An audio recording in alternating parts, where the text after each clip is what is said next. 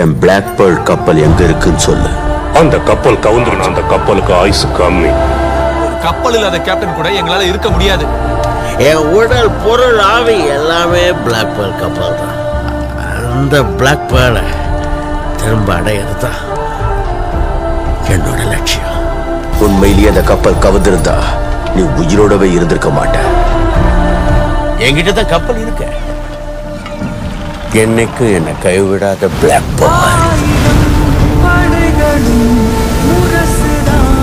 ஆனா என் கப்பல் எப்படி இருக்கு தெரியுமா? பெருசா, அழகா, கம்பீரமா இருக்கும். 5 வருஷத்துக்கு முன்னாடி பிளாக் பியர்டு அதை ஒரு பாட்டில் அடைச்சு வச்சுட்டான். கடைசியில் பிளாக் பேர்லை மீட்டுட்டேன்.